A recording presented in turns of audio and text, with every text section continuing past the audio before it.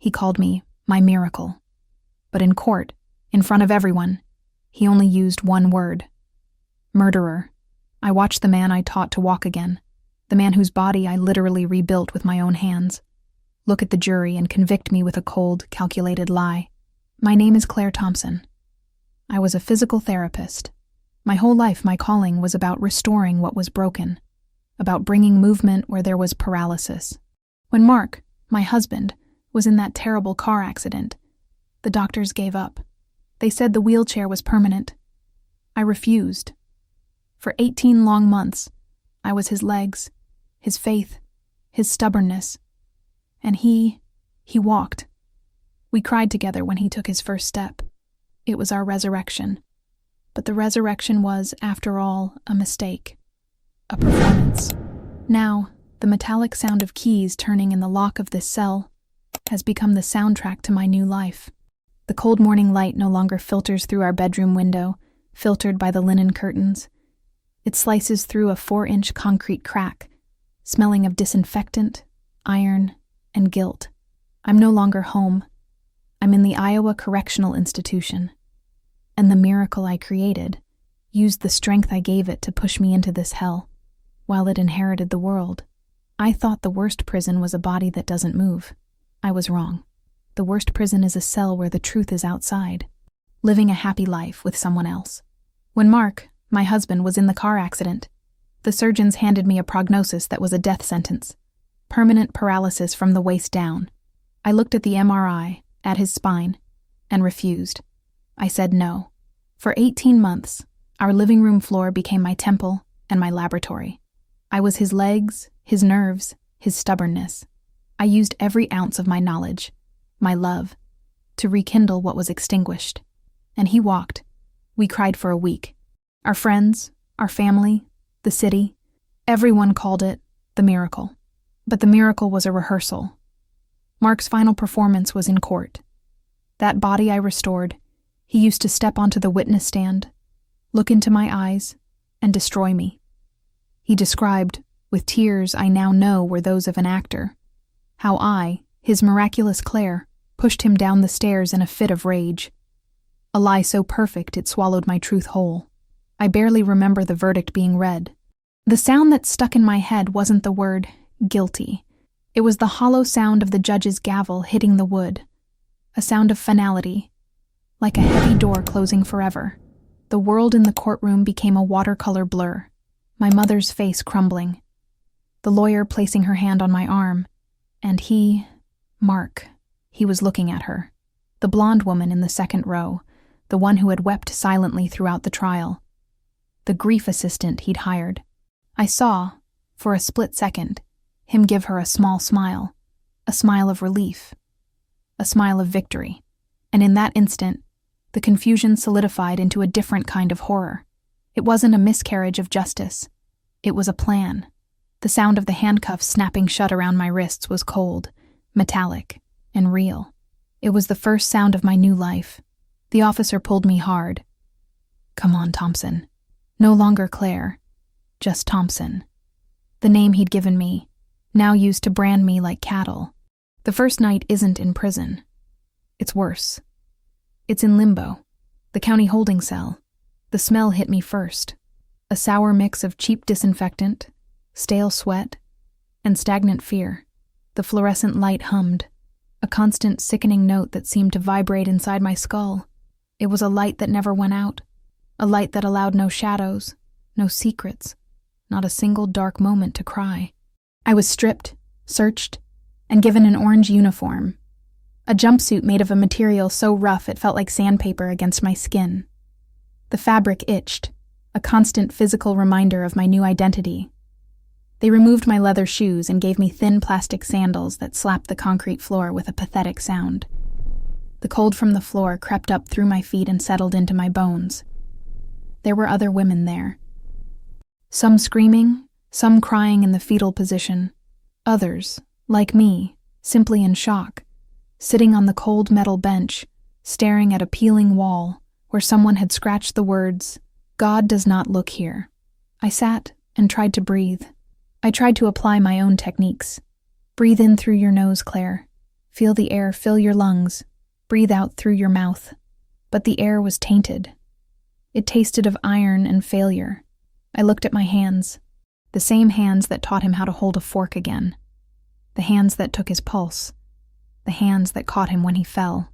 They felt distant, as if they belonged to someone else. I closed my eyes, but the fluorescent light burned through my eyelids. The sound of keys, the heavy metallic clink of a guard passing by, was the only rhythm.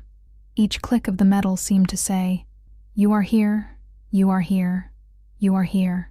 That first night I felt no anger. I felt no sadness. I felt a deep, icy emptiness. The woman who entered that cell believed in justice, love, and healing. But when the steel door slammed shut, sealing me in the artificial darkness, I knew that woman was dead. Mark hadn't just framed me. He had executed me. What remained was something different. Something I didn't yet recognize. I sat on the top bunk, my hands gripping the cold metal edge for hours. I didn't move. I didn't dare. My cellmate, the woman with the neck tattoos who refused to look at me, seemed to take up all the oxygen in the small space. Every movement she made down there, the turn of a page, the scratch of her skin, the deep, angry sigh, was a thunderclap in the tense silence. The smell in the cell was intimate and horrible. It was the musty smell of the thin plastic mattress, the pungent smell of lye soap coming from the toilet sink drain, and the body odor of another person, a stranger, less than 5 feet away from me. I was a physical therapist. I understood personal space, therapeutic touch, the need for boundaries. Here, boundaries had been incinerated. The cell wasn't a room. It was a shared coffin. When the main hallway lights went out at 10 p.m., there was no darkness. A sickly yellow security light in the hallway penetrated the bars, casting distorted shadows on the wall. The light wasn't for comfort. It was for surveillance. It was to ensure there was no place to hide, not even within the night itself. Then the prison truly woke up. The cacophony of the day was replaced by the symphony of nighttime trauma. Silence doesn't exist in a prison. It merely changes form. The hum of electricity in the walls was the lowest note. Above it was the sound of metal hitting metal, the constant creak of bunks as bodies turned. And there were the voices. Not screams, not yet. They were whispers. The prison whispers at night. I could hear women in other cells speaking through the walls, a code of knocks and murmurs I didn't understand. And, coming from somewhere to my left, the most human and terrible sound of all, crying. It wasn't a loud cry. It was a muffled cry, the kind of sob you try to swallow, the sound of a woman trying to hide her own pain so as not to appear weak. Each sob was a knife in my own paralyzed chest. I huddled under the thin, spiderweb-like sheet, offering no warmth, only symbolic cover. The woman beneath me, Taz, wasn't sleeping. She lay motionless, staring at the ceiling. I could feel her hatred, or perhaps her despair, radiating upward. I closed my eyes, and the image of Mark appeared. Mark smiling at me in the physical therapy room. "You are my miracle, Claire." His voice, so full of wonder, so full of lies. The contrast between memory and reality, the musty smell, the crying in the next cell, created a physical nausea in me. How could the world contain these two realities? How could the man I saved be the same man who buried me here? Rage began to bubble, but it was cold. It was a rage mixed with a confusion so deep it paralyzed me. That's when I heard the sound that would define my nights, the sound of heavy boots in the concrete hallway, the sound of keys, the night guard. For a split, demented second, my civilized brain thought, security, someone in authority. But reality hit me like a slap. The guard wasn't there to protect me. She was there to make sure the door remained locked. She was the shepherd of this flock of lost souls, and her job was to keep the wolf inside. The real cell isn't concrete walls or steel bars. The real cell is the realization, on that first night, that no help is on the way. The door only locks from the outside. The crying in the next cell stopped suddenly, and it was the silence that followed that kept me awake, staring at the rusty spring above me until the first gray, dirty light of morning crept through the crack. The first bell rang at 5:09 a.m. It wasn't a bell, actually. It was a shrill alarm, an industrial sound designed to shock your nervous system and jolt you out of sleep. My cellmate, Taz, moved for the first time. She sat up, ran her hands through her short, messy hair, and then, in one fluid, terrifying motion, she spat on the concrete floor. It was an act of pure contempt for the space, for the day, perhaps for me. "Lights on in 5, she muttered, more to the wall than to me. "Get up, Snow White, unless you want your first violation." The word violation hit me. I, Claire Thompson, a woman who had never received a parking ticket, now lived in a world where violations could determine whether I ate or not. I slid out of the top bunk. The floor was freezing, colder than the night before. The air smelled of metal and the acrid smell of the toilet sink, which now had to be used. The humiliation of using the bathroom less than a meter away from another person, with only my back for privacy, was another level of dehumanization. I felt less than an animal. I was just an organism in a system. The count was next. We were forced to stand beside our beds, our hands visible, while a guard walked by and counted us like cattle. The boredom in his eyes was almost as bad as the anger. To him, I wasn't the miracle killer. I was just a number, 945B, a body to be accounted for so he could have his coffee. Breakfast was in the mess hall, a cavernous concrete room that amplified every sound. The clatter of thousands of metal trays scraping, the women's screams, the guards' orders. It was deafening. We were given a gray paste that was supposed to be oatmeal, a piece of bread, and coffee that was basically hot brown water. I sat alone at an empty table, a rookie mistake. Within seconds, a larger woman with "no regrets" tattooed on her forehead approached. "This seat is taken, dear." She didn't wait for an answer. She just pushed my tray aside, spilling the hot coffee. "Clean this up." The hot liquid soaked my uniform. I stared at her, paralyzed. The hatred was there, but the fear was stronger. I grabbed the thin napkins and began cleaning, my hands shaking. "That's right," she laughed. "You learn quickly." But the real test was the yard. After breakfast, we had an hour of recreation. The word itself was a sick joke. The steel door opened onto a vast concrete enclosure, surrounded by barbed wire fences so high they seemed to scrape the gray Iowa sky. There was no grass, no trees, just concrete and steel. And women, hundreds of them, circling like sharks in a tank. The air was cool, but the tension made it heavy, almost hard to breathe. I found a corner near the wall, trying to make myself invisible, an instinct I hadn't known I possessed. I watched. My therapist brain, the observer in me, took over. I saw the hierarchy in action. There were distinct groups. The women who controlled the betting, the women who sold contraband cigarettes, the couples who clung to each other with desperate ferocity, and the loners, the victims, who hovered on the edges like me. The yard wasn't about fresh air. It was about power. It was a microcosm of all that was most brutal in humanity. I was shaking, but not from the cold. I was shaking with anger. An anger I never knew I was capable of feeling. It wasn't anger at the woman who spilled my coffee. It was anger at Mark. He'd put me here. He, with his crippling performance, with his rehearsed lie, had thrown me into this shark tank to save himself. He knew me. He knew I was a healer, a caregiver. He knew I was Mole. He knew this place would eat me alive. The thought hit me with the force of a punch. He didn't just frame me. He wanted me to die here. The realization was as cold and sharp as the barbed wire above my head. No, I thought. My survival instinct, which I thought was dead, gave a small, feeble kick. I'm not going to die here. I'm not going to give him the satisfaction. My hatred for him in that moment became something more. It became fuel. It became the first thin layer of armor. I didn't know how to survive in prison, but I was an expert at rehabilitation.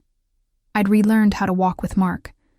Now I would have to relearn how to live, or at least, how to survive. The first 2 weeks were a lesson in invisibility. I learned to walk with my head down, but my eyes alert. I learned that silence was a valuable currency. Wasting it on unnecessary conversation was a luxury I couldn't afford. I became a shadow. My cellmate, Taz, stopped calling me Snow White and simply ignored me, which was a blessing. I was assigned to the laundry room, a hell of hot steam, the smell of bleach, and the constant hum of machines. But it was work. It kept my hands busy. It kept my brain from analyzing the looks the other women gave me, which ranged from pity to contempt. I was the murderous wife, the polite woman who had lost her mind. They didn't know the true madness was that I was the only sane person in a story written by a maniac. I was surviving, but there was a daily ritual that broke even the strongest women: mail time. Every day at 4 p.m, a guard would roll down the hallway with a metal cart. The sound of rubber wheels on concrete was the sound of hope and despair. You could feel the change in air pressure in the cell block. The women would stop what they were doing, their entire bodies tense, waiting to hear their name. It was a brutal reminder of the outside world. Some women received letters from their children, crumpled photos of their grandchildren, and wept in silent joy. Others received divorce papers or notices that they had lost custody, and the sound of their screams echoed through the hallway for the rest of the night. I never waited. I told my mother, in our one permitted tapped phone call, not to write. I didn't want her name to be tarnished by this place, didn't want my words to her to be read by a stranger. I had become radioactive. So I stayed on my top bunk, reading a dusty book from the prison library about gardening, pretending the name-calling meant nothing. Thompson, 945B. The guard's voice was monotone, but my heart sank. He didn't repeat himself. He just stood in front of our cell, the white envelope in his gloved hand. Taz, below, snorted. "Well, go get it, idiot. Or do you think they deliver it to the bed?" My legs felt like cotton. I slid off the bunk, my hands shaking so badly I could barely grip the metal bar. I approached the bars. The guard looked at me boredly, checked my ID bracelet, and handed me the envelope. I took it. It was thick, law firm paper. My stomach churned. It wasn't from my mother. The sender was DeWitt, Steiner and Associates, a name I didn't recognize. I returned to my bunk, my heart pounding in my ear. "Good news or another nail in the coffin, Thompson?" Taz's voice was filled with tired sarcasm. I didn't answer. I sat down, my back against the cold wall, and tore open the envelope with trembling fingers. It wasn't a letter. It was a legal notice. Petition for dissolution of marriage. Mark was divorcing me. The basis, criminal conduct and abandonment. The irony was so bitter it burned my throat. I, the one who was abandoned here. I, the one who was framed by him. But that wasn't the worst part. There was a second document. A power of attorney I had signed months before his accident, giving him full control over our finances should I become incapacitated.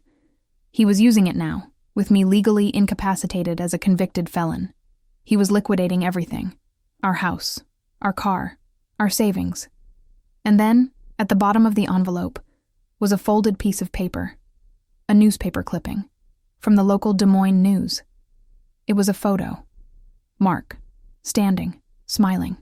Beside him, the court's blonde bereavement counselor, her hand on his chest. The caption read, "Local philanthropist Mark Thompson, who tragically survived a violent attack, announces his engagement to Ms. Alana Hayes at a charity event for trauma victims." The air left my lungs. The hum of the laundry room, the shouts in the hallway, Taz's voice. Everything faded. What remained was a cold, white silence. It wasn't a mistake. It wasn't an impulse. It was a plan. The car accident, my devotion, the rehab, the fall down the stairs, the testimony, the divorce, the engagement. Every piece fit together with sickening perfection. He didn't frame me to get the insurance. That was just a bonus. He framed me to replace me. He used my skill, my vocation, to heal, to become strong enough to dispose of me in the most brutal way possible. He turned me into a killer so he could appear a survivor. The tears I'd been holding back for weeks didn't come. What came was something different. An icy calm. The hatred I'd felt in the courtyard was childish fuel. This was steel. I folded the newspaper clipping carefully, as if it were a treasure, and slid it under my thin mattress.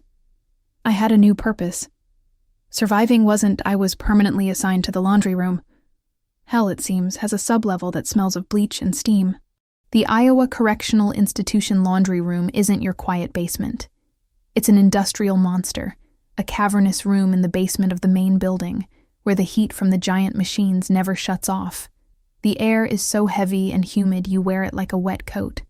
The smell is a chemical assault: bleach, cheap industrial soap, and the metallic, sour sweat of hundreds of women.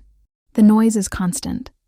The roar of dryers, the hydraulic whine of ironing machines, and the rhythmic, heavy thud of 220-pound washers. It's a place where you shout to be heard 3 feet away, and so most of the women simply don't speak. They communicate in a harsh sign language, with nods and looks that can burn. The laundry room is the beating, filthy heart of the prison, and it's run not by the guards, who stand on a raised glass platform, but by a woman named Mama J. Mama J had been there 20 years ago for killing her husband with a fireplace poker. She wasn't large, but her silence carried weight, and the way she folded a bedsheet was a lesson in precision and menace.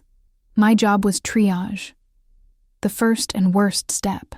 I had to stand in front of large canvas dumpsters filled with dirty uniforms, sheets, and towels from across the complex.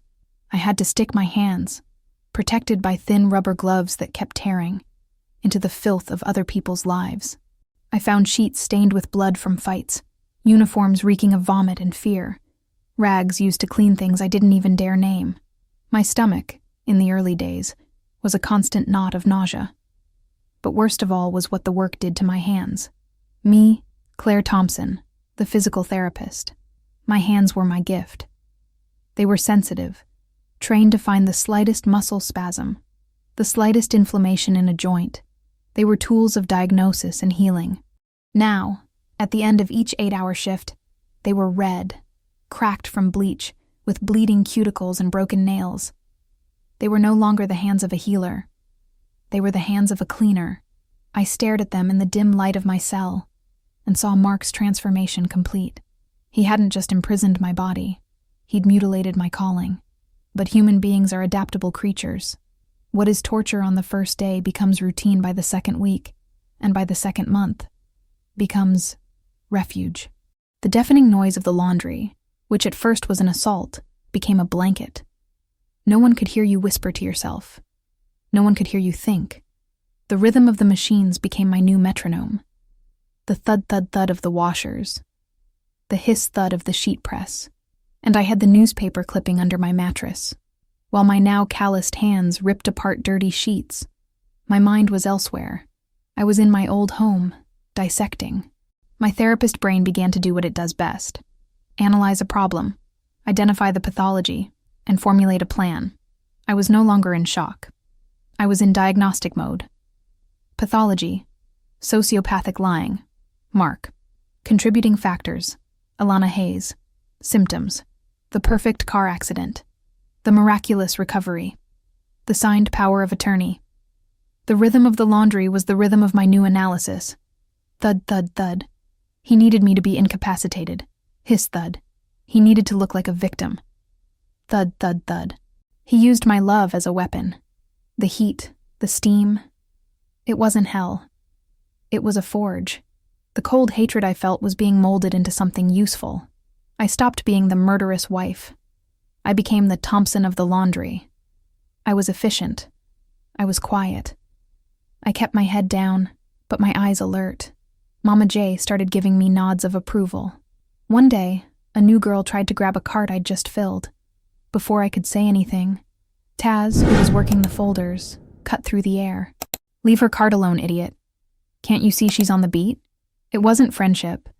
It was the recognition of an unspoken rule of the place. The work. The rhythm. It was sacred. It was the only thing keeping us sane. The new girl backed away. Taz didn't even look at me. She just went back to folding.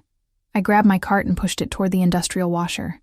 That day, I wasn't disgusted by the stains. I wasn't mourning my hands. I was working.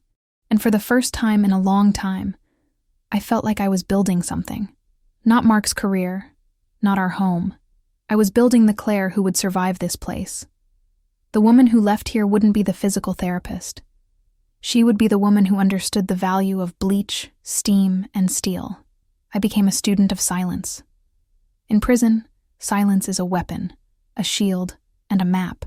Mama J's silence in the laundry room was the silence of power. She didn't need to speak because her place in the hierarchy was set in stone. The guard's silence was the silence of boredom and contempt. We were irrelevant. But the most complicated and dense silence of all was the one I shared with Taz, my cellmate. For 6 months, we co-inhabited a 2-by-3-meter metal coffin in a tacit agreement of mutual ignorance. It was a complex choreography. I learned the rhythm of her breathing. I knew she woke 3 minutes before the alarm. Her eyes already open in the dark, staring into space. I knew she only used half her allotment of soap, storing the other half in a sock hidden under the mattress, a small act of control over her own body. I dressed with my back to her, and she offered me the same harsh, unspoken privacy. We were 2 shadows in a box, and silence was the only courtesy we could pay each other. I had my ritual, the newspaper clipping of Mark and Alana, which I kept pressed between the pages of a library anatomy book. Looking at it was like touching a whetstone, sharpening the cold steel inside me. Taz had a ritual too. Every night, at exactly 9:30 p.m., 30 minutes before lights out, she would sit on the bottom bunk, her back to the door, and pull something from her bra pocket.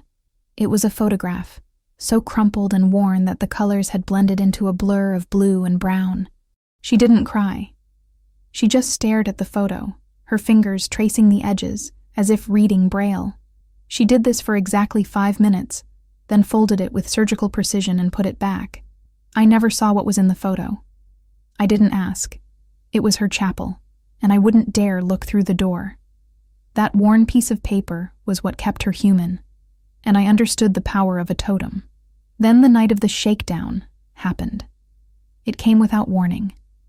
Loud bells rang at 3 a.m., followed by the sound of heavy boots and shouts. "All hands on the bars! Now!"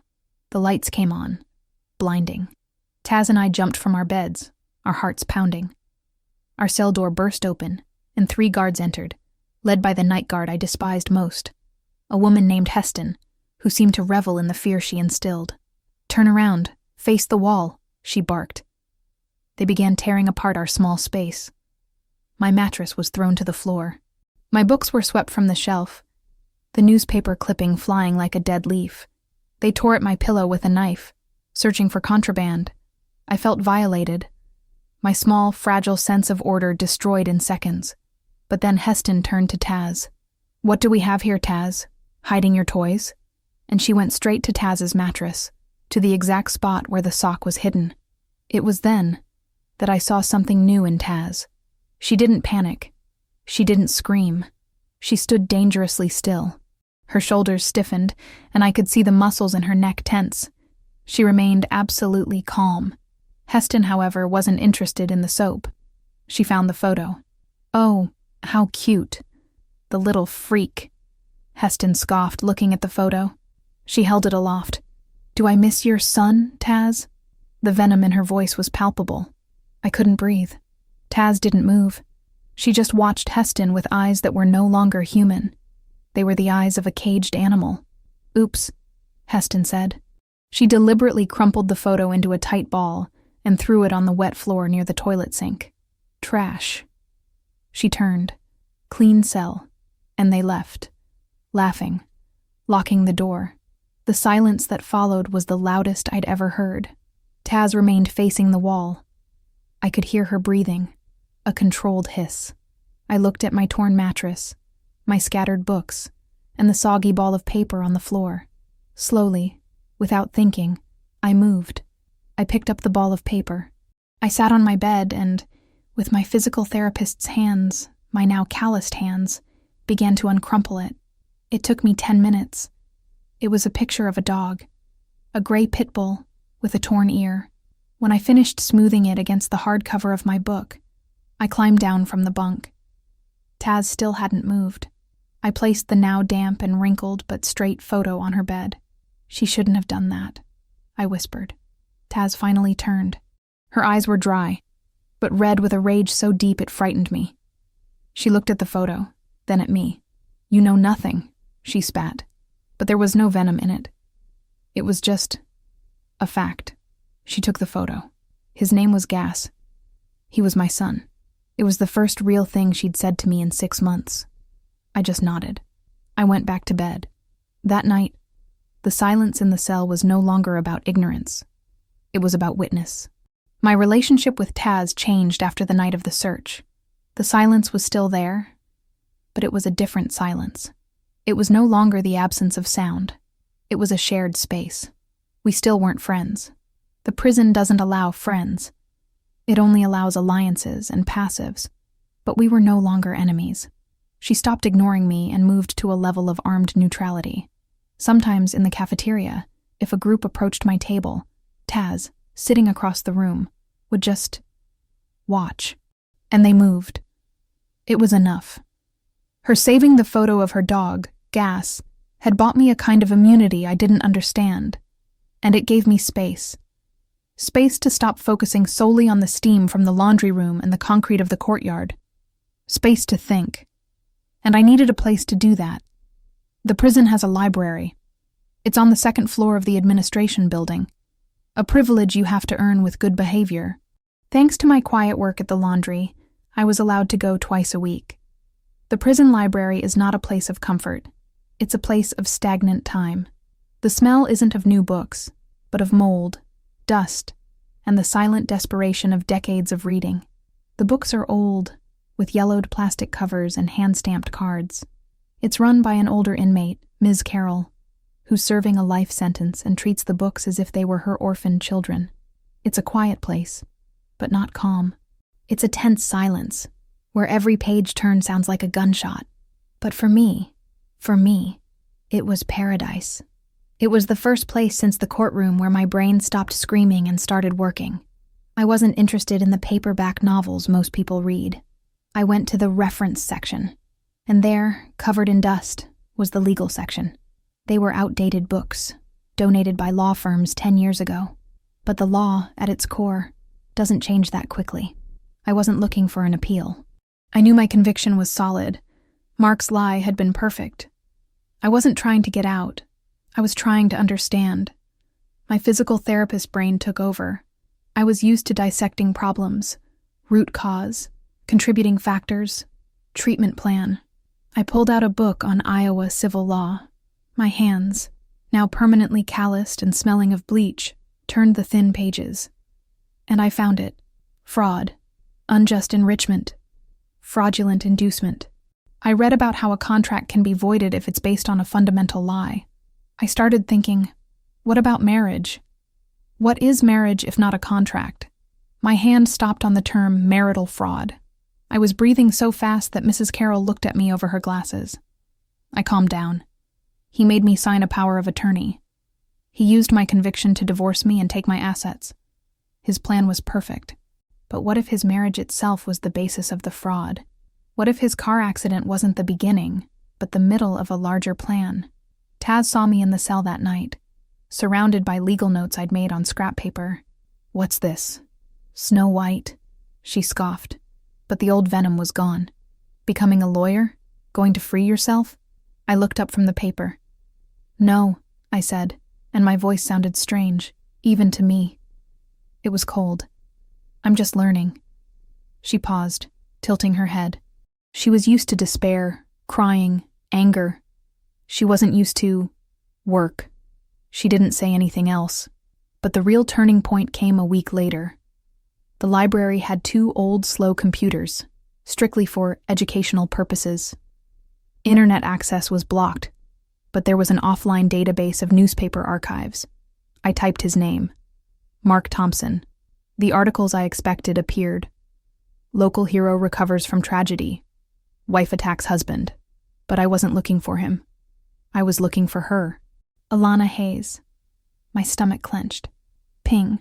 An article from 2017, 2 years before my wedding, a year before Mark's car accident. Mercy West Hospital welcomes new nursing staff. And there she was, smiling. Alana Hayes, registered nurse, neurological intensive care unit. Neurological. The same floor, in the same hospital, where Mark was treated after his car accident. They didn't meet at a charity event. They met before. The air in the library grew thin. It wasn't an accident. It wasn't a sudden love affair. The power of attorney. The miraculous recovery. The attack. My God. They planned it. All he didn't stumble upon a plan. He executed it with medical precision. And I was the tool he used to fix himself before throwing me away. The blonde woman in the courtroom wasn't a mourning assistant. She was the architect. I left the library, but the air no longer felt the same. The creak of the steel door, the echo of my prison boots on the concrete hallway, the sour smell of bleach coming from the laundry room downstairs. Everything seemed muffled, as if I were listening to the world underwater. My inner world, however, was deafeningly clear. Neurology nurse. Mercy West Hospital. 1 year before the accident. The phrase was a mantra. A scalpel. Every step back to the cell block was a step away from the woman I had been. The victim. Poor Claire. The betrayed wife. That woman was a ghost. I had no time to grieve. Grieving is a luxury for the living. I was in a grave Mark had dug, and I needed to stop mourning and start digging my way out. The way wasn't up. The way was down. Through I walked across the main courtyard to return to my dorm. The women who had once frightened me, the gangs, the leaders, the no regrets, seemed different. They weren't monsters anymore. They were just people trapped in their own stories of betrayal and pain. The prison hierarchy wasn't about strength. It was about who had the most compelling narrative. And mine was about to be rewritten. When my cell door slammed shut behind me, Taz was there, lying on her side, reading a crumpled magazine. She glanced at me over her shoulder. "You look like you've seen a ghost, Thompson. Or like you finally figured out the food here is poison." I didn't respond with my usual silent deference. I walked over to the small stainless steel toilet sink. Above it was the mirror. It wasn't glass. Glass is a weapon, a liability. The prison mirror is a square of polished metal, the size of my hand, screwed into the wall. It doesn't reflect reality. It distorts it. It gives back a blurry, cold, wavy version of yourself. For months I avoided looking at it. I hated the woman I saw there. The woman with the dark circles under her eyes, pale, lifeless skin, and dull hair pulled back into a knot. The woman who had lost. The woman whose eyes were dead. But that day, I looked. I leaned in, my laundry calloused hands gripping the edges of the cold sink. And I looked. The distorted face stared back at me. The same dark circles. The same shapeless blue uniform. But the eyes were no longer dead. They were still. They were focused. It was the same look I had when reading a complex MRI, when searching for the exact nerve that was failing. It was my professional gaze. The physical therapist's gaze. Mark thought he had taken everything from me. He thought that by smearing bleach on my hands, he had destroyed my gift. But my gift wasn't in my hands. It was in my mind. It was in my ability to see what was broken, to diagnose the weakness, and to apply pressure until it realigned. He used me as a healer. He used my patience, my empathy, my refusal to give up. How ironic. He didn't destroy me. He trained me. He trained me perfectly for this very fight. He taught me patience during 18 months of rehab. He taught me to focus on a seemingly impossible goal. I saw the newspaper clipping reflected dimly on the metal behind me, where it was tucked into my bunk. Alana Hayes, Neurology Unit. Their plan wasn't perfect. It was arrogant. It was based on the assumption that I was just the wife, that I was just the caretaker, that once removed, I would dissolve into guilt and despair. They hadn't counted on the analyst. They hadn't counted on the woman who had spent a decade studying the human body, a complex system of deception and shortcuts. I touched the cold metal of the mirror with my fingertip. The woman staring back at me was no longer the Claire Thompson who had cried when he took the first step. This wasn't the miracle worker. This was inmate 945B. And she understood the rules of a broken system. The old Claire was dead. Mark had killed her in court. I stared deep into my own distorted reflection and made a silent promise to the woman emerging. I would apply the same patience, the same precision, the same tireless devotion I had used to heal his body, to dismantle his life. The rehabilitation was over. The surgery was about to begin. The world seemed clearer the next day. The 5 a.m. alarm was no longer an assault. It was a starting point. The gray coffee was no longer disgusting. It was fuel. And the laundry room was no longer a steaming inferno. It was a laboratory. And in every laboratory, there is a hierarchy. On the glass platform were the guards, the observers. But on the floor, amid the steam and the noise, the real power belonged to Mama J. I had never really viewed Mama J before. I had her avoided. She was a prison legend, the fireplace poker woman, the perpetual queen of the laundry. She was short, stout, and moved with an economy of motion that spoke of restrained power. She didn't shout. She never raised her voice over the roar of the machines. She simply appeared, and when she appeared, the work got done. She was the silent gravitational center of that chaotic place. And I realized with the clarity of a diagnosis that she wasn't just a boss. She was the central nervous system. She knew everything. I began watching her from my sorting station, using the same focus I used to study Mark's movements. I saw how she knew which machine was going to break before it even released smoke. I saw how she communicated with the maintenance staff, other inmates men, with a single-handed sign language, and they obeyed her instantly. I saw her interrupt a fight between two women in the folders, not with threats, but with a single silent look that made them back away. Mama J wasn't about anger. She was about order. Her world was the laundromat, and she ran it with the precision of a CEO. The bleach was counted. The sheets were stacked. The rhythm was maintained. And I understood. In this broken world of chaos and brutality, she had created her own realm of control. She was no different from me. She'd just been here longer. She was a healer, in her own way. She healed the chaos. And I needed what she had. Not her power. Information, that is. My plan, the idea that had been hatched in the library, was insane. I knew it. Getting involved with Mark and Alana from the inside was like trying to box with a ghost. I had no voice. I had no power. I was inmate 945B. But Mark and Alana made a mistake. They met at Mercy West. Hospitals, like prisons, are systems. They have records. They have paper trails. And people talk. I needed someone on the outside. I needed a message to deliver. And for that, I needed something the prison values more than cigarettes or protection. I needed capital.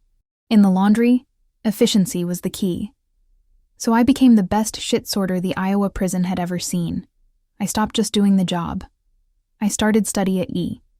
I learned to identify a guard's uniform versus a kitchen worker's by weight alone.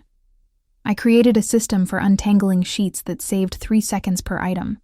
I timed wash cycles and started filling subsequent carts before the machine even stopped. My now calloused physical therapist hands became tools of industrial efficiency. Mama J noticed. It took 3 weeks. I was cleaning the lint filter of an industrial dryer, a disgusting job no one wanted, when her shadow fell over me. The noise was deafening, but I felt her presence. I turned slowly. She stood there, arms crossed, her face a mask of wrinkles and wisdom. She pointed to the way I had organized the laundry carts by fabric type to optimize drying time. "You're clever!" she shouted over the roar. It wasn't a compliment. It was a statement of fact. The miracle wife. I froze. She kept staring at me. "I had a husband once," she shouted. "He was a pretty talker, too." Then she leaned in, her face close to mine, the scent of soap and coffee on her. "But you're not like the others. You're not crying. You're telling." I said nothing. My ears were ringing. She took a step back. "You've been in triage for 3 months. Tomorrow you're coming with me to the press. It's precision work. Don't make a fool of me, Thompson." She turned and walked away. I stood there, covered in lint and sweat, and felt the first glimmer of power. I hadn't just been promoted to the lowest job in the prison. I had been recognized. I had become a useful tool. And in a place like this, Being useful is being essential. Being essential is how you approach power. The sheet press was a different beast than the sorting. The sorting was chaos and mess. The press was precision and pain. It was a giant industrial machine, over 2 meters wide, a scalding metal plate that descended with a feeling pneumatic, followed by a clunk-heavy, vibrating heat. The heat was the opposite of humid steam. It was a dry, baking heat that seeped into your lungs and seemed to cook you from the inside. The work required absolute concentration. If you were distracted for a second, if your fingers lingered, the metal plate wouldn't care. It would come down. The woman I replaced, I was told, had lost 3 fingernails and part of her fingertip. The press wasn't work. It was a test of endurance. And Mama J didn't teach me. She just watched me. "You feed," she shouted over the first clunk in the morning. "You don't push. You feel the rhythm of it. You fight the machine, Thompson. And the machine always wins." I understood immediately. It wasn't strength work. It was touch work. It was physical therapy. The machine had a rhythm, a breathing of its own. Feeling was the inspiration. The clunk was the exhalation. My calling, which I thought had been destroyed, found new purpose. I wasn't treating a patient. I was treating the machine. I watched the movement of the rollers that fed the sheet. I studied the body mechanics of the other women working the smaller presses beside me. They struggled against it, their shoulders tense, their backs hunched. They were exhausted within an hour. I, on the other hand, used my knowledge. I positioned myself, bent my knees. I used my body weight, not the strength of my arms. I didn't feed the sheet. 2 was going. I bent him in midair, using momentum, a fluid movement I learned in a shoulder rehab class. I transformed the most brutal laundry chore into a twisted, heated form of Tai Chi. I became a machine in sync with the machine. I made no mistakes. My sheets came out perfectly folded, wrinkle-free, warm to the touch. I was doing the 2-woman quota, and I was doing it without breaking a sweat. The heat no longer bothered me. It was just the office temperature. And Mama J watched. She said nothing. She just stood on her glass platform, no longer on the floor, and watched.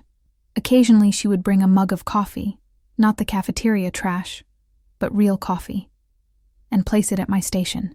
It wasn't a gift. It was maintenance. I was now her finest piece of equipment. I was the woman who had tamed the press. I had built my capital. I was valuable. And after a month of impeccable work, of silence, and perfectly pressed sheets, I knew it was time to spend it. I knew that in this world, you don't ask. You trade. The currency of prison isn't money. It's favor. I waited until the end of the shift, when the machines had stopped, and the only sound was the dripping of condensation. The other women had left. I was cleaning my station, a routine I'd created myself. Mama J stepped off her platform. The silence in the now empty laundry room was heavy. "You're good, Thompson," she said, her low voice echoing off the concrete. "You see the system. You don't fight it. You bend it." I turned slowly. "I need something," I said. My voice was steady. The heat of the press was nothing compared to the ice on my spine. Mama J laughed. A dry sound, like sandpaper. "Of course you do. The job is just the price of admission. What do you want? Cigarettes? Protection from that weird cellmate of yours?" I shook my head. "No, I need a message." Her eyes narrowed. "A kite, note?" "No," I said. "One word. Get out. I need information from a nurse at Mercy West Hospital." The amusement faded from Mama J's face. She became the fireplace poker woman again. "This is big, Thompson. This is risky. This isn't a coffee favor." I met her gaze. "I know what it is. And I know you have errand boys on the maintenance crew who go on work leave. I'm not asking for a favor. I'm offering an investment. Keep me on the press, and I'll continue doing the work of 2 women. But I need this message to get out." We stood there, amid the smell of bleach and cold metal. 2 women the world had thrown away. She, the murderer. Me, the framed victim. And for the first time since Mark called me a murderer, I felt like I was in control. Mama J studied me. "You have balls, miracle wife," she finally said. "Give me the name. But if this blows up, you don't know me." Making the deal with Mama J was like jumping off a cliff in the dark, hoping there would be water below. Now, all that remained was the fall. And the fall, I discovered, is synonymous with waiting. Prison operates on two speeds: the immediate, violent chaos, and the slow, torturous drip of time. I had entered the latter. I gave Mama J what she asked for. Alana Hayes, neurology nurse, Mercy West, ask about Mark Thompson, and now, nothing. I continued my work at the press. Hiss clunk of the machine became the soundtrack to my anxiety. Each sheet I guided into the hot machine was a day. Feeling. Alana smiling in court. Clunk. The sound of the judge's gavel. Feeling. The cell door slamming. Clunk. Mama J's silence. She gave me no indication. She treated me exactly as before, like a valuable piece of equipment. The occasional coffee still appeared, but her face was a mask of stone. I didn't dare ask. In the courtyard, in the cafeteria, I didn't dare ask. The first commandment of prison. Don't show that you're hoping for something. Hope is blood in the water, and it attracts sharks. The weeks turned into a month, and the cold steel of my plan, the clarity I felt in the mirror, began to rust at the edges. Doubt is an acid. It creeps in at night, into the dark cell after Taz is asleep. The sound of another person's breathing in the dark was no longer a comfort. It was a reminder of my own vulnerability. What if Mama J just laughed at me? What if she took my coin, my extra work, and gave me nothing in return? What if the errand boy was caught? What if the message was traced back to me? Solitary confinement. The hole. I heard the stories. Women screaming until their throats bled in the segregation block. I was risking the nothing I had, my position in the laundry room, my relative anonymity, for a 1 in a million chance. The image of Mark, no longer the monster, but the man I loved, began to return. Memory is a traitor. I remembered the smell of his skin after a shower, the way he held my hand when we slept. What if I was wrong? What if he really did fall? What if he blamed me in a moment of pain and confusion? What if Alana was just a comfort? No. I clung to my totem, the newspaper clipping. I'd pull it out in the middle of the night, using the yellow light of the hallway to see the photo. His smile. Her smile. Her hand on his chest. The date. Mercy West. Neurology unit. Doubt was a luxury. Doubt was what Mark wanted me to feel. Doubt was the old Claire. Inmate 945B couldn't afford to doubt. She could only afford to diagnose. The facts were the facts. The prescription was patience. But patience was eating away at me. I found myself jumping every time a guard passed my cell. Every announcement on the loudspeaker made my heart race. I was becoming paranoid, seeing threats everywhere. My efficiency at the press began to waver. I burned a sheet, leaving it on the hot plate for a second too long. The smell of burning cotton filled the laundry room. It was a rookie mistake. Hiss clunk stopped. All the machines stopped. The sudden silence was deafening. Mama J stood in front of me, her face impassive. "You're daydreaming, Thompson," she said, her voice dangerously low. "Daydreaming is how you lose a finger." She picked up the burned sheet. "This comes out of your pay." I felt like a scolded child. The shame was hot. I was no longer the valuable tool. I was a liability. I had broken the rhythm. "It won't happen again," I muttered, my throat dry. Mama J stared at me for a long time, a time that felt like an entire shift. "No," she finally said. "It won't." She turned to leave but stopped. "Oh, Thompson." She turned, her hand going to the pocket of her blue coveralls. "My nephew works in maintenance at Mercy West. He fixes the ice machines." She tossed something at my station. It was a folded piece of paper, stained with machine grease. "He says the machine on the 3rd floor. Neurology is always breaking down. The nurses talk a lot there." She turned and walked away, yelling at the other women to get back to work. The machines roared back to life. I stood there, my heart pounding like a drum against my ribs, the smell of burning cotton in the air. My hands, trembling for the first time in months, picked up the greasy piece of paper. The roar of the laundry room returned, but I couldn't hear it. The world had shrunk to the small square of greasy paper in my trembling hands. The smell of burning cotton was a stark reminder of my distraction, of my mistake, but now it felt like a necessary sacrifice, a burnt offering that had conjured this answer. I didn't open it. Not here. The laundry room was Mama J's domain. But the eyes of the guards on the glass platform saw everything, and the eyes of the other inmates, always hungry for weakness or opportunity, saw even more. I closed my hand around the note, the paper rough and oily against the calloused skin of my palm, and got back into the rhythm. Hiss. Clunk. My movements were automatic, my body now trained to perform the task without the help of my mind. For another 2 hours, I pressed sheets, each movement an eternity, the note in my hand like a burning coal, or a key, I didn't know which, feeling. Alana. Clunk.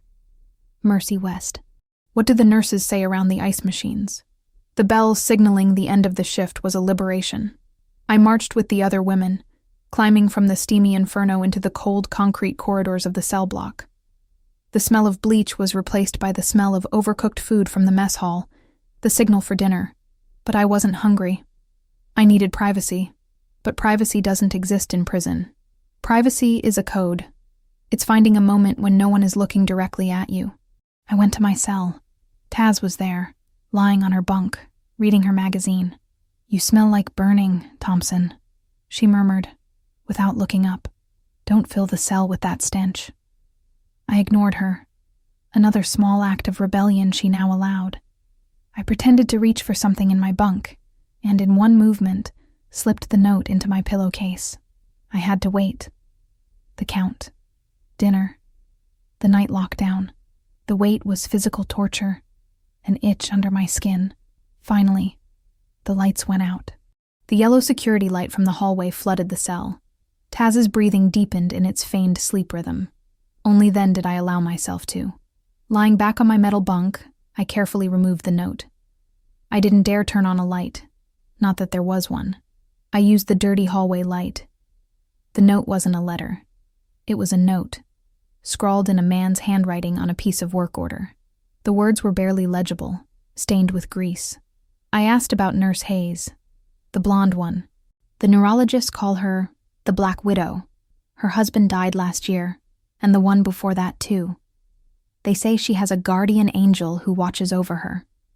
A miracle patient she met at the hospital. He was married. His wife was arrested for attacking him. The nurses think it's funny. They say she gave him the idea of how to get rid of his wife. They say she knows exactly which medicine to give him. Opinion, a neurological symptom without a trace. She once boasted near the ice machine that some people are smarter at breaking bodies than others are at fixing them. I stopped breathing. The paper trembled, not because of my hands, but because of the world reshaping itself around me. Knows exactly which medicine to give to make it look like a neurological symptom, without leaving a trace. The car accident. The paralysis. It wasn't an accident, and it wasn't a pretense. He was induced. The muscle weakness, the nerve failure, the inability to walk. My physical therapist's brain raced, no longer on rehabilitation, but on the diagnosis I'd missed. Toxicology. They would have looked for obvious poisons, but not for a complex neurological microdosing. She, the neurology nurse, gave it to him. She became a crippled. And then she gave me the keys. She gave me the chance to cure him my God. It wasn't just a plan to frame me. It was a game. A sick game. They didn't just use me. They mocked my very calling. They made me perform the miracle to prove that his love was weaker than her greed, smarter at breaking bodies than others at fixing them. It was a direct message. From her. To me. The air left my lungs in a silent hiss. I wasn't fighting a liar. I was fighting two architects of medical precision. I was the physical therapist. She was the toxicologist. It was a chess game I was playing without knowing it, and she had already delivered checkmate. But now I was seeing the board. The cold hatred I'd felt before was childish. What I felt now was ancient. It was geological. It was the kind of pressure that turns coal into diamonds. Or dust. I didn't sleep. How could I? The words on the greasy note were burned into my retina. Smarter at breaking bodies than others at fixing them. The arrogance. The cruelty. It was a level of evil so clinical, so devoid of passion, that my previous hatred seemed naive. I hated Mark for the emotional betrayal. I hated Alana for the surgical precision. They didn't destroy me in a fit of rage. They dissected me on a slate. I lay on my metal bunk, hiss-clunk. The laundry room echoed in my mind, but now it sounded like the workings of a time bomb. My world had become binary. The time before I knew, and the time now. And in the time now, I had a choice. Knowledge was a poison, or it was an antidote. And if I kept it, it would eat me alive. I couldn't tell Mama J. Her favor had been repaid. I couldn't tell the guards. They would throw me in the hole for fantasies. I was completely, terribly alone with this monster. When the 5:00 a.m. alarm sounded, I didn't move. My body felt heavy. Not with sleep, but with heaviness. The weight of that truth. Taz shifted beneath me, her usual spit on the floor, followed by the creak of metal as she sat up. "Get up, Thompson," she murmured. "The press waits for no divas." I didn't respond. I just lay there, staring at the rusty spring above me. The alarm continued to blare. I heard the sound of boots in the hallway. The count. "Thompson, up!" The guard's voice barked. I didn't move. I could feel the panic beginning to rise from the hallway. An inmate who doesn't respond to the count is a crisis. It's a suicide attempt, an overdose, or a riot. I heard the jingle of keys, the sound of our cell bolt being pulled. In a second, Taz was at my bedside, his face close to mine. Her eyes, usually bored and angry, were scared. "What the fuck are you doing?" she hissed. "You're going to put us in the hole." The door opened. The guard, Heston, stood there, his baton in hand. "Thompson, on the ground now." And in that moment, something broke. It wasn't a plan. It was a collapse. I sat up. I looked at Heston, at Taz, at the dirty hallway, and started to laugh. It wasn't a happy laugh. It was the sound of something breaking inside. It was a horrible, dry, sobbing sound. She poisoned him. I choked out between laughs. She broke him. And I fixed him. The laugh turned into a dry sob. I wasn't crying. I was leaking. Heston raised his baton. "She's gone crazy. I'm calling psychiatry." Taz, in a move that shocked me, stepped between me and Heston. "She's fine," Taz said, his voice low and dangerous. "She just had a nightmare. She burns sheets. She gets scared. Isn't that right? Thompson." She slapped me. Hard. In the face. The sound echoed in the cell. The shock stung, and the laughter stopped instantly. The world came back into focus.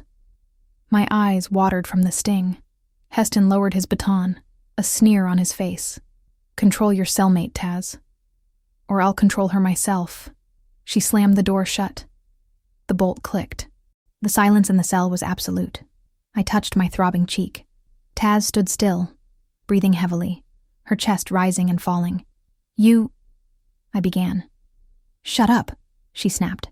She sat on her lower bunk, her back to me, her hands shaking. We stayed like that for a full minute. The sound of my breathing seemed profane. She said finally, her voice muffled. "You're an idiot. You know that? You're a polite fucking idiot." She turned around, and for the first time, I saw something in her eyes besides anger. I saw a pain so old it was almost dust. "You think you're the only one? You think your lying husband is special?" She laughed, a mirthless sound. "My name is Teresa, not Taz. I had a store, a flower shop. Small, but it was mine. I had gas. That was my dog." She stopped, swallowing hard. "And I had a boyfriend. He was a cop. He liked to play. He liked to hit me, but only where the uniform covered. And one day, he went to play with gas. With a bat. I told him to stop. He laughed. So, I got the rose clippers. The big ones. The metal ones. She looked down at her hands. I don't know what happened. I just stopped seeing. When I came back, he wasn't breathing, and the clippers were on him. She looked up. They gave me manslaughter. Excessive self-defense. He was in the hospital for 6 months. And I've been here for 7 years. She took a deep breath. Your husband lied to you. Mine tried to kill me. Mama J's succeeded. Welcome to the club, Snow White. Now get up. You have sheets to burn. Taz's slap hurt. But her story broke me. The sound of the rose clippers. The excessive self-defense. The florist pushed too far. I looked at my own hands. The healer's hands. The laundry worker's hands. What were they capable of? I'd walked out of the cell that morning, my cheek still tingling, but the buzzing in my head had faded. Taz's confession, so brutal and raw, had burst my bubble of self-pity. My plight, which had seemed so unique and Shakespearean, the medical betrayal, the complex plan, was, in the end, just another story of a woman destroyed by a man she trusted. It was common. It was the silent disease that filled this place. I wasn't special. And that realization somehow wasn't depressing. It was liberating. If my pain was common, perhaps the solution was too. I wasn't fighting a mythical demon. I was fighting 2 greedy, arrogant human beings. And human beings, I knew, make mistakes. I arrived at the laundry, the smell of burnt cotton still lingering in the air from my mistake the day before. Mama J looked at me from her platform, a look I couldn't decipher. I went straight to the press. Hiss. Clunk. But today, the rhythm was different. Taz's story echoed with the machine. Feeling. A police officer beating a dog. Clunk. The sound of cutters. Feeling. Alana bragging about breaking bodies. Clunk. The sound of the judge's gavel. The world was a place of brutal actions and reactions. And I had reacted enough. It was time to act. The greasy note in my pocket wasn't evidence. It was hospital hallway gossip. It proved nothing in court. I couldn't use it to appeal. I couldn't use it to free myself. Mark and Alana were too smart for that. Their plan was executed in a hospital, but their weapon was the legal system. And they used it perfectly. So I couldn't use the legal system, not from the outside. The system believed them. They were the victims. The system believed me. I was the murderer. Fighting it head-on was like punching the concrete wall of my cell. But what if I didn't try to break down the wall? What if I just planted a seed of doubt in it? A seed of poison? Smarter at breaking bodies than others at fixing them. Her arrogance. The Black Widow. That was the name the nurses gave him. A nickname born of suspicion. A nickname born of fear. Alana wasn't loved. She was feared. And Mark was her miracle patient. He was the lovesick fool who thought he had the upper hand, but he was just another tool. What if their relationship, built on such a complex lie, wasn't as solid as it seemed? A plan based on mutual deception has a fatal flaw. It requires absolute trust. And how can you trust someone you know to be a clinical liar? I stopped pressing, just for a second. Mama J, from her platform, raised an eyebrow. I continued, but the plan had formed. It wasn't a plan of appeal. It was a plan of implosion. I couldn't reach them. But they could reach each other. I needed a new message, not a question, a statement. I worked all day, my mind racing faster than the machine.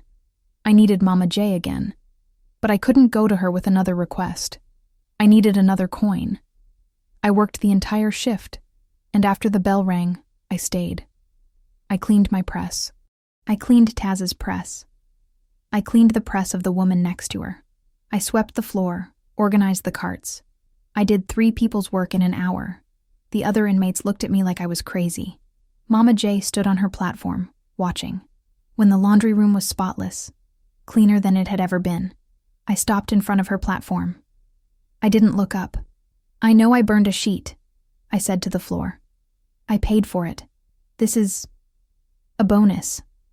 I turned to go. They call her Black Widow. Mama J's voice stopped me. I turned.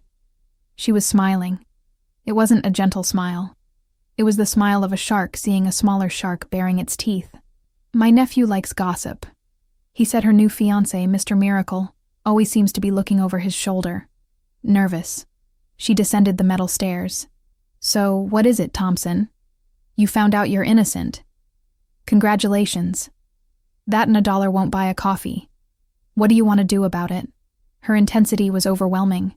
I don't want to leave, I said, and the truth of that statement shocked me. I want you to know that I know. Mama J's smile widened. Oh, she said. You don't want justice. You want revenge. That's something I understand. I shook my head. It's not revenge, it's rehabilitation. The system is broken. They used it against me. Now I'm going to use it against them. I held out a piece of paper I had prepared. A library request form. In the margin, I had written 2 words. Mama J took it. She read it. 2 words? Is that all? That's all it takes, I said. The words were toxicology. Anonymous. She looked at the paper, then at me. You don't want this to go to Mark, she said. You want it to go Tosh. I nodded. Exactly. The note must be found by her, not given to her. Mama J started laughing. A deep guttural sound that echoed in the empty laundry room. You're a little devil, miracle wife. A very clever devil. It cost twice as much. I paid Mama J's price. Not in cigarettes, but in work. I became the laundry's model inmate. My efficiency at the press became legendary. A running joke. Don't let Thompson touch that. She'll make the machine cry. Taz and I became a unit. The silence in our cell was no longer empty. It was filled with mutual understanding. She shared the soap she kept, and I gave her half of my real Mama J's coffee. It was the small gestures of humanity, the small bridges of trust that we built across the chasm of our shared tragedies. Her slap was the first act of true friendship I'd received in years, and her rose cutter was a pain as real as Alana's poison. I stopped waiting. I stopped looking at the gate. I focused on his clunk of the press, the smell of bleach, the weight of the uniform. I had released my arrow into the dark. Now I could only control my own space, my own breathing. Revenge, justice.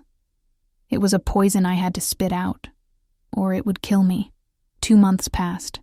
The Iowa winter had set in, coating the concrete patio with a layer of dirty ice.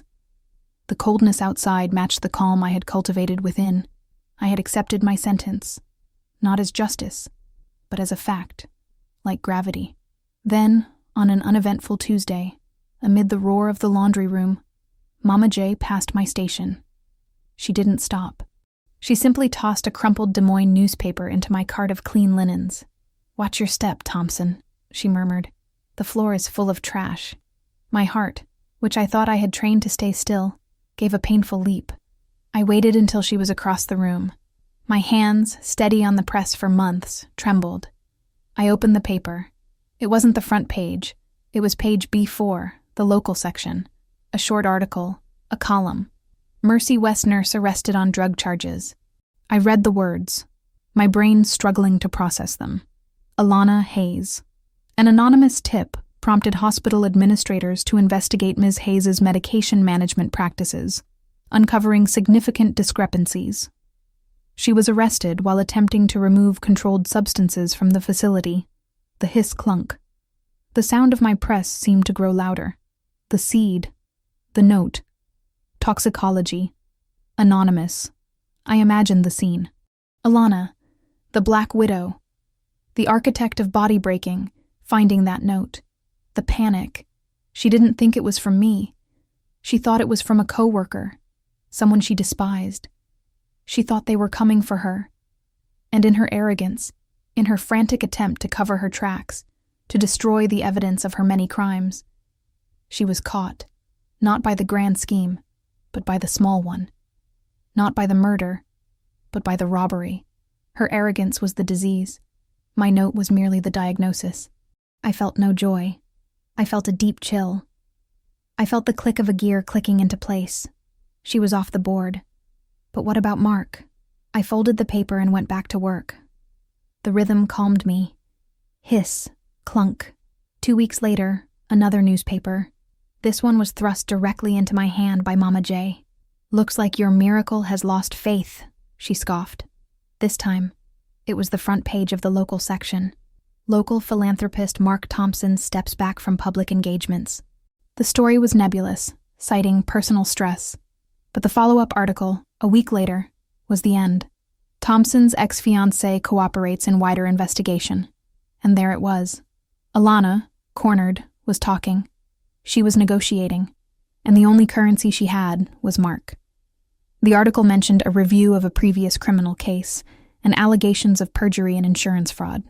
The system, the slow, blind beast they had so accurately used against me, was finally, heavily, turning toward them. They were no longer embracing. They were devouring each other. The lie they had built together was a shared cell, and they could no longer trust each other. I'm still here. The Iowa Correctional Institution doesn't care about newspaper articles. My conviction is a legal fact. But the sound of the keys turning in the lock sounds different now. I didn't beat him. I didn't beat her. I survived them. The clipping from their engagement still sits under my mattress. But it's no longer a totem of hate. It's a reminder that I'm not a murderer. I'm a physical therapist. I found the weak spot, the inflamed nerve of their arrogance, and applied pressure. A long, painful rehabilitation from the truth. The world called me a murderer. My husband called me a murderer. But here, in the silence of my cell, listening to Taz's breathing in the dark, I finally understand who I am. I'm the woman who learned that the real prison isn't the bars. It's the lie you tell yourself. And I'm finally free. For months I was inmate 945B. A shadow. A number. I whispered my story to the concrete walls, thinking the silence would swallow it. But today, you heard it. If my voice has somehow penetrated your silence, please leave a like. To me, that this story mattered. That I was heard. I'm not the only one here. This place is full of Tazes, of Mama J's, of women trapped in stories the world has rewritten for them. If you believe every voice deserves to be heard, subscribe in this channel. It's your promise to keep listening. We all know someone who's been imprisoned, whether it's in a real cell, an abusive relationship, or a lie they were told. If you're reminded of this person, share this story. Sometimes a stranger's confession is the permission we need to seek our own truth. And finally, I need to ask you, I've been trapped by Mark's lie. Taz, by your past. Your prison, what is it? Is it fear? Guilt? The forgiveness you can't give? Comment below. I'll be reading. Because in the end, we're all just trying to rehabilitate ourselves.